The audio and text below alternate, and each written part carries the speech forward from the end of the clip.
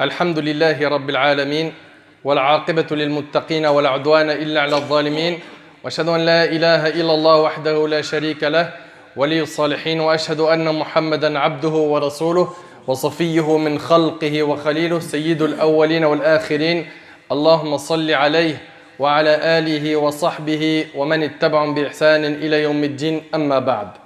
Mes chers frères et sœurs, aujourd'hui avec l'aide d'Allah Tabarak wa Ta'ala, on va prendre un mot qui a été cité dans un parmi les hadiths du prophète alayhi salatu wassalam, et ce mot fera l'objet de notre khutbah.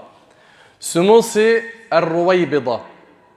Ar-Ruwaybida qui est un mot qui a été évoqué dans un hadith du prophète sallallahu alayhi wa sallam, et ce hadith je vais le mentionner dans quelques instants bi'idhnillah. Nous vivons une époque, comme vous le savez, où les épreuves, les supplices augmentent jour après jour sur cette magnifique ummah. Jour après jour, on entend, et c'est à l'échelle internationale, qu'il y a des personnes qui sont opprimées, qui sont lésées, des gens qui sont même tués, d'autres qui sont emprisonnés injustement. Wala hawla wala quwwata illa billah. Le cœur s'attriste, et c'est une attitude tout à fait normale. Il suffit d'être humain pour tout simplement ressentir la douleur des autres. Et Ahbab il-Kiram, dans ce climat où la communauté n'est pas anéantie comme le pensent certains, d'ailleurs le prophète alayhi salatu wassalam, il a dit que celui qui dit que les gens ont péri est celui qui a le plus péri parmi les gens. On n'a pas le droit de dire ça y est, c'est la fin pour nous. Non, mais c'est vrai qu'en ce moment, on peut dire que la communauté boite. Elle marche encore, mais elle boite. Elle a des lacunes, elle a du mal, mais alhamdulillah, il y a énormément de bien dans cette communauté. Et mon message est un message d'espoir, bien que je vais faire un constat amer sur quelque chose qui brûle mon cœur depuis certaines heures, voire certains jours.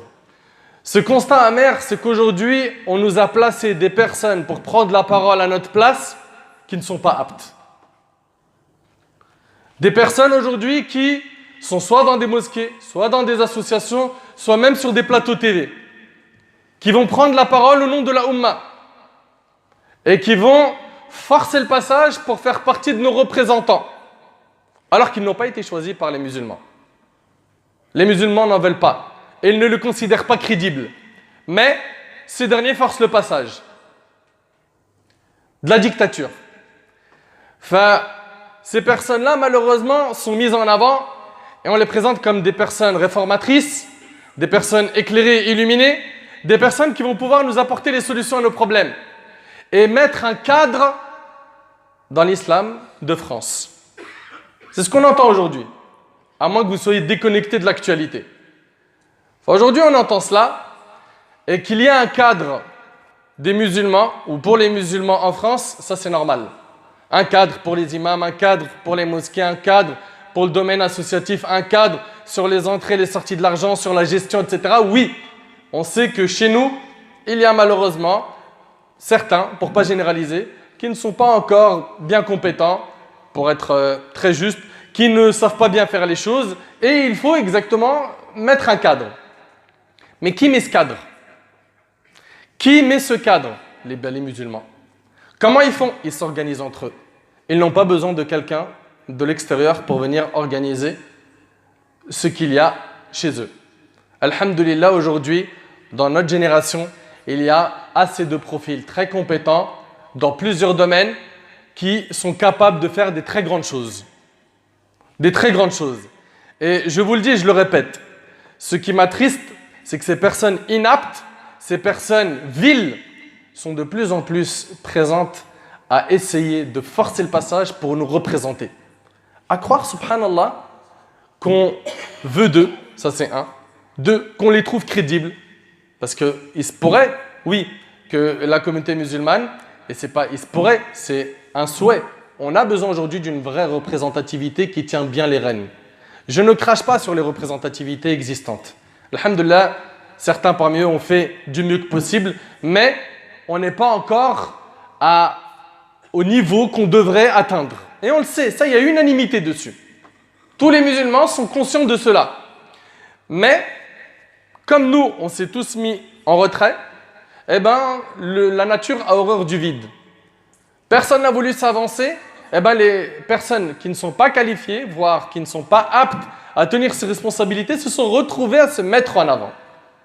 À se mettre en avant, et je ne parle pas à l'échelle nationale. À l'échelle internationale, c'est comme ça. Vous ne voulez pas prendre des responsabilités, d'autres le feront. Bien ou pas, ils le feront. Pourquoi? Parce que nous, on est derrière. On se dit, non, il y aura quelqu'un qui le fera. Toujours comme ça dans notre tête. Si ce n'est pas moi, c'est un autre qui le fera. Et on est dans un stade aujourd'hui où les valeurs et les définitions sont en train de changer malheureusement.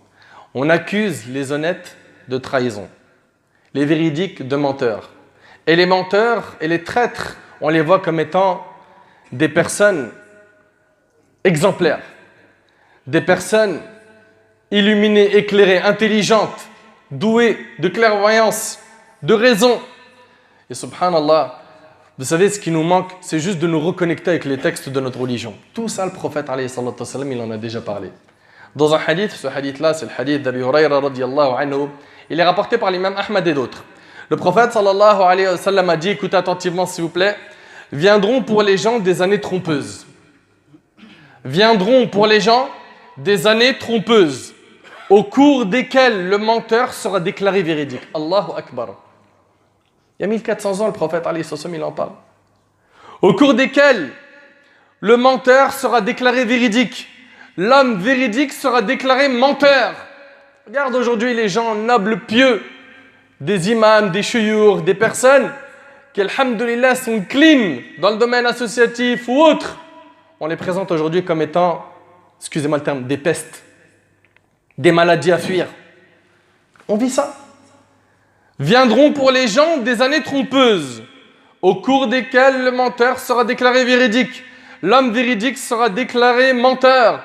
On considérera le traître comme étant digne de confiance. Allahu Akbar, vous avez commencé à détailler? Et l'homme digne de confiance sera accusé de traître.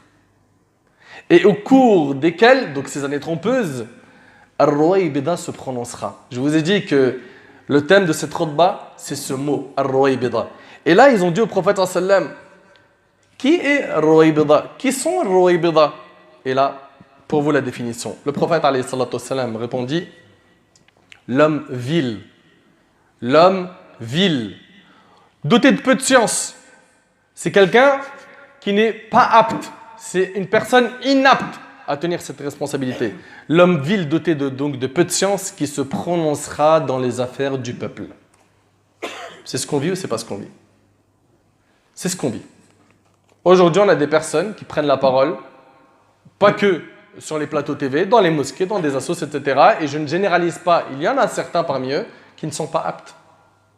Qui ne sont pas aptes. Et le prophète, alayhi salatu wassalam, il a dit « إِذَا وُسِّدَ الْأَمْرِ إِلَى غَيْرِ أَهْلِهِ فَانْتَظِرِ السَّاعَةِ » Lorsqu'on remettra les responsabilités à des personnes qui ne sont pas aptes à les récupérer, à les prendre en main, alors attendez-leur. C'est-à-dire que c'est un signe de la fin des temps. Qu'aujourd'hui, des personnes prennent des responsabilités alors qu'ils ne sont pas aptes. Et normalement, comment ça se passe? Est-ce que l'objectif du musulman, c'est de mettre sa propre personne en avant? Ou est-ce que l'objectif du musulman, c'est de voir qui est le plus qualifié afin d'occuper tel poste et tel poste et tel poste? C'est comme ça qu'on devrait être normalement. Nos personnes, on devrait les mettre en arrière, nos égos, les dégonfler un peu et mettre en avant les personnes les plus aptes en matière de comptabilité par exemple, okay, ou dans le domaine juridique, ou dans n'importe quel domaine. Il faut mettre les personnes les plus qualifiées. Malheureusement aujourd'hui, quand on regarde avec les conflits d'intérêts, avec les histoires d'argent, il y a de l'argent à se faire. Quand tu rentres dans le milieu associatif, ben voilà, il y a des gens, ils savent que comme il y a de l'argent à se faire, allez hop, je rentre dans tel domaine, dans tel domaine, dans tel domaine, et puis au nom de l'islam, je me fais l'argent que je veux. Il faut faire très attention, Allah yabarik fikum. Pourquoi? Parce que Yawm al-Qiyamah, le jour du jugement, chacun d'entre nous sera questionné sur ses responsabilités. Et Wallahi al-Azim, Yawm al-Qiyamah, ce n'est pas une affaire facile. Le jour du jugement, pensez pas que c'est une affaire facile. C'est un jour, Allah subhanahu wa ta'ala, il en parle dans le Coran. Fi yawmin kana miqdaruhu 50,000 sana.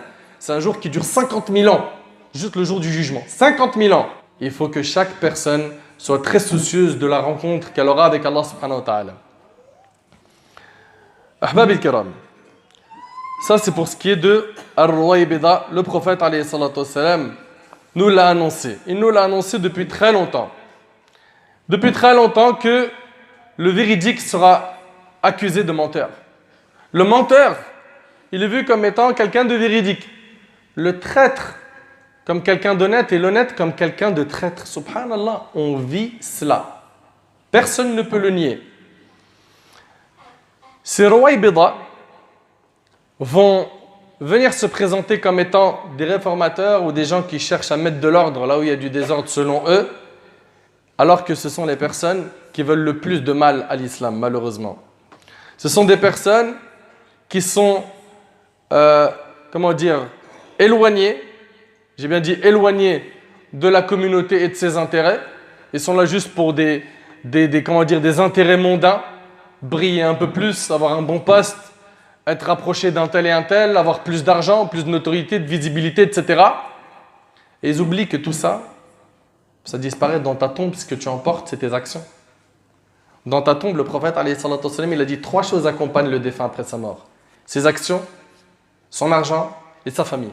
Parmi ces 3, il y en a 2 qui reviennent à la dunya. C'est quoi? L'argent et la famille. Ils font marche arrière. Et ce qui reste avec toi, c'est ton bagage où tu as mis les bonnes et les mauvaises actions dedans. C'est pour ça, sois intelligent. Sois quelqu'un de clairvoyant. Quand tu vises loin, vise très loin. Et sois très ambitieux concernant tes projets au niveau de la religion. Je parle ici de l'obtention du paradis. Le prophète, alayhi sallam, qu'est-ce qu'il nous a dit? Il nous a pas dit « Idha sa'altumullah al-jannah » quand vous demandez à Allah le paradis, « Fasaluhu al-firdaus al-a'la » demandez le firdaus. Le firdaus, le plus haut niveau. Quand on parle de paradis, on demande le plus haut niveau. Et pour avoir le plus haut niveau, il faut retrousser ses manches, il faut bosser. Il faut faire des efforts, il faut sacrifier de son temps. Ahbab al-kiram, malheureusement aujourd'hui de plus en plus, on voit que les personnes pieuses, vertueuses, les gens qui pratiquent tout simplement l'islam, ils sont montrés comme étant des extrémistes ou des radicalistes. Et puis on nous a envoyé une série de noms avec ist et ism. Oh vas-y, en veux-tu, en voilà. Jusqu'à ce qu'on entend aujourd'hui que le problème qu'on a aujourd'hui, c'est qu'on assiste à l'islamisme des musulmans. Des phrases que tu essayes de comprendre, tu décortiques, tu dis « Ajib Allah ». Fal muhim, nous, dans notre situation, chaque personne parmi nous doit se montrer responsable. Responsable d'elle-même, responsable de ses proches, responsable de bien pratiquer sa religion, de revenir vers Allah subhanahu wa ta'ala afin qu'Allah écarte de nous tous ces fardeaux. Ahbab al-kiram, ces gens qui se moquent de ceux qui pratiquent et qui les accusent, laissez-les se moquer. Nous, en islam, on ne leur répond pas. Ils veulent se moquer, qu'ils se moquent. Mais qu'ils sachent qu'Allah subhanahu wa ta'ala a promis dans le Coran que ceux qui se moquent sur terre, le jour du jugement, on se moquera d'eux. Et Yawm al-Qiyamah, je vous le dis, c'est là où tout se joue. Allah tabarak wa ta'ala nous dit, il y eut un groupe de mes serviteurs qui dirent, Seigneur, nous croyons, pardonne-nous donc et fais-nous miséricorde, car tu es le meilleur des miséricordieux. Mais vous les avez pris en raillerie. Vous vous êtes moqués d'eux parce qu'ils croyaient en Allah. Vous vous êtes moqués d'eux parce qu'ils pratiquent la religion d'Allah. Mais vous les avez pris en raillerie jusqu'à oublier de m'invoquer. Ou vous vous riez d'eux. Vraiment, je les ai récompensés aujourd'hui pour ce qu'ils ont enduré. Et ce sont eux les triomphants. Toi, continue tout droit. Ton chemin, il est clair. Laisse pas ces parasites te disperser ton esprit. Continue tout droit. Étonnant de voir ces personnes, ces minorités de personnes qui ne sont pas aptes et non choisies par la communauté, qui veulent à tout prix nous représenter. Forçons le passage. C'est eux les intelligents et nous on est le troupeau qui doit suivre. Pas de mashoura, pas de consultation entre nous, non, du forcing. Ahbab al-kiram, ce que l'on vit aujourd'hui, et ça va être très dur à entendre, mais comme vous le savez, quand on monte sur le mimbar, quand on monte sur cet endroit où le prophète alayhi sallam il était, c'est pas pour vous raconter des histoires dormir debout. C'est pour qu'on parle des problèmes de la Ummah. Là, il faut savoir une chose, Ahbab al-kiram, c'est que toutes ces épreuves que l'on vit aujourd'hui, tous ces Rouwaybida qui se sont multipliés autour de nous aujourd'hui, sont le fruit d'une chose, de notre abandon des responsabilités et du fait qu'on s'est écarté et éloigné de la religion d'Allah. Qu'on s'est écarté et qu'on s'est éloigné de la religion d'Allah subhanahu wa ta'ala. Allah tabarak wa ta'ala dit, écoutez attentivement ce verset dans Sourate Al-An'am, dans la Sourate 6, dans le verset 129, وكذلك نولي بعض الظالمين بعضا بما كانوا يكسبون. Et ainsi nous accordons à certains injustes l'autorité sur d'autres. Donc certains injustes, Allah il va leur donner l'autorité sur d'autres à cause de ce qu'ils ont acquis. À cause de ce qu'ils ont acquis. Et l'imam al-Alousi, rahimahullah, en expliquant ce verset, il dit Inna ar-ra'iyya idha kanu zalimin, sallata Allahu alayhim zaliman mithluhum. Si le peuple est injuste, ils sont loin d'Allah subhanahu wa ta'ala, Allah il leur envoie quelqu'un qui les dirige qui est injuste comme eux. Comme vous êtes, comme il est dit, kayfa ma takunu yuwalla alaykum. Vous voulez que ça se nettoie autour de vous, commençons par nous. Inna Allah la yughayyiru ma biqawm hatta yughayyiru ma bi anfusihim. Allah azza wa jalla il dit, Allah ne change pas l'état d'un peuple tant qu'ils ne se sont pas changés eux-mêmes. On est toujours là à dire le problème c'est là, là-bas, là. Commence par toi. Commence par toi. Regarde-toi dans le miroir. Mais on a du mal à entendre ces paroles. Vous savez pourquoi? Parce qu'on est trop satisfait de nous-mêmes. On n'aime pas les reproches. On aime les éloges et les fleurs. Et quand il s'agit de mettre le doigt là où ça fait mal, on n'aime pas. Et là tout de suite on dit regarde, il met la faute sur nous. C'est un imam ça. Mais regarde, subhanallah, le verset, Allah subhanahu wa ta'ala, il dit et ainsi accordons-nous à certains injustes l'autorité sur d'autres à cause de ce qu'ils ont acquis. Vous savez ce qu'il a dit Ibn Abbas radiyallahu anhu, c'est l'imam al-Qurtubi rahimahullah qui le rapporte dans le tafsir, il a dit quand Allah il est satisfait d'un peuple, il met à leur tête les meilleurs d'entre eux. Vous voulez dans la communauté avoir des bons représentants, des personnes qui soient clean, etc. Commençons déjà à nettoyer devant nos portes. Trop exigeants envers les autres et peu exigeants envers nous-mêmes. Pourquoi? Pourquoi? فَصَلَّتَ اللَّهُ عَلَيْنَا شِرَارَ الْخَلْقِ. Allah subhanahu wa ta'ala, il a placé des très mauvaises personnes, les pires des personnes, pour nous orienter, dans la communauté musulmane. Bien sûr, je ne suis pas en train de généraliser, mais il y a des personnes qui sont mauvaises et qui ont des mauvaises intentions et qui ont des mauvais projets. D'accord? Eh bien, si nous, on veut que les choses changent, commençons déjà par revenir vers Allah subhanahu wa ta'ala, par nous repentir, par reconnaître nos faiblesses et nos manquements, par le fait de demander pardon à Allah subhanahu wa ta'ala. De cette manière, Allah il va améliorer la situation.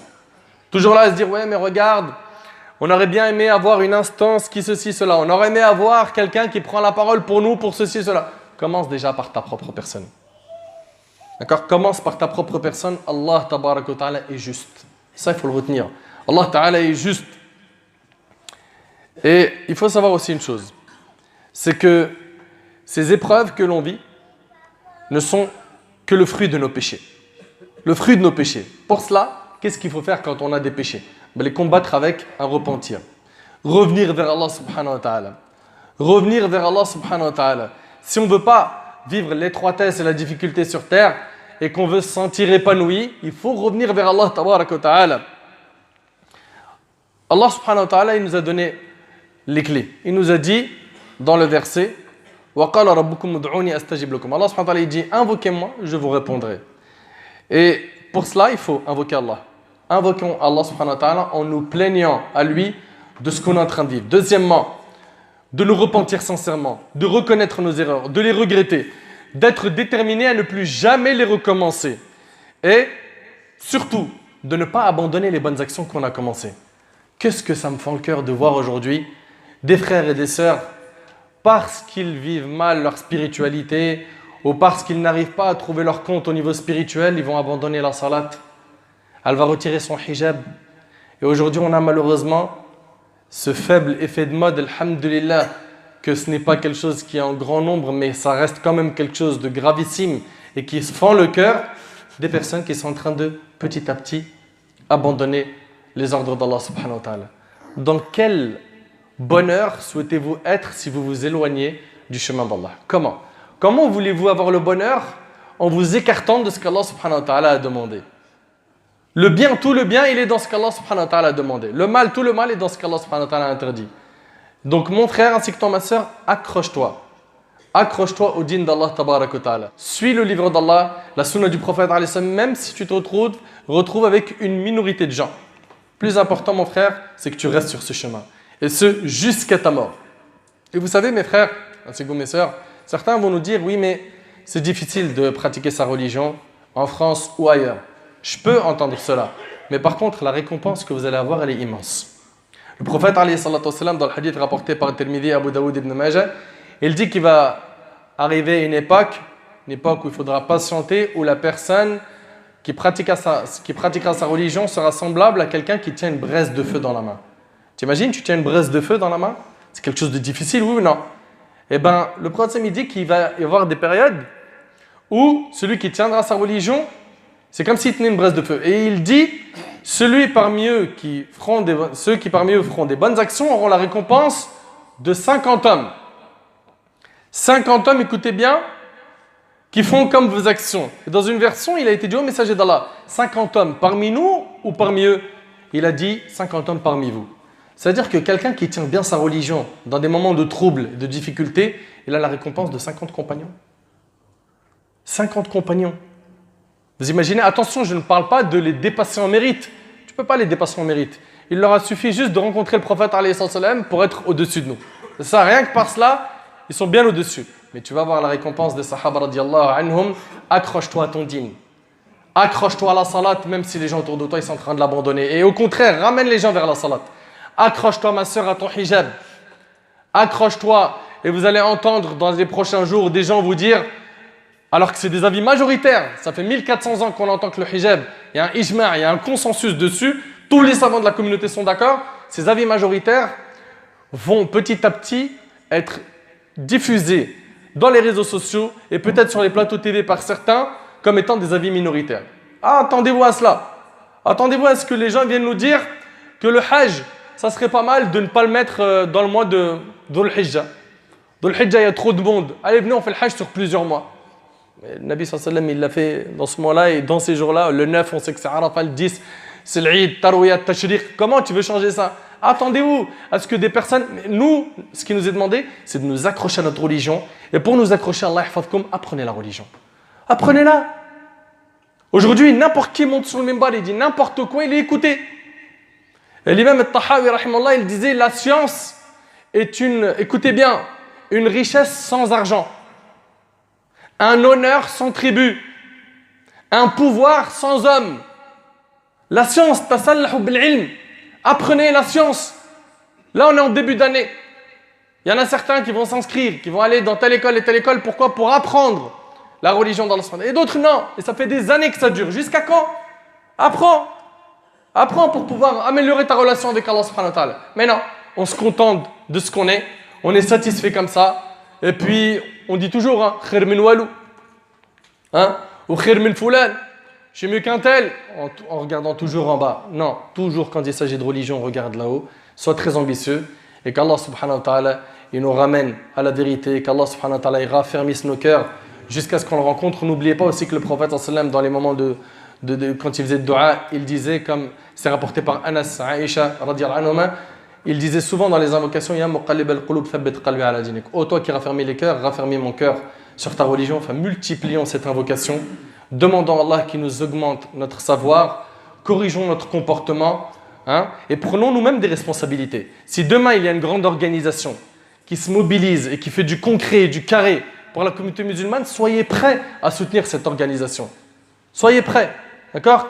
Que ce soit du concret et que la communauté musulmane, écoutez attentivement, soit indépendante, transparente, même si bien évidemment l'État a un droit de regard, ça c'est tout à fait normal, sur ce que font les musulmans, mais qu'elle soit autonome et indépendante, qu'elle se gère d'elle-même et qu'elle soit transparente et qu'Allah tabaraka wa ta'ala il améliore notre situation. Allah subhanahu wa ta'ala yataqabbal minni wa minkum salih al-a'mal.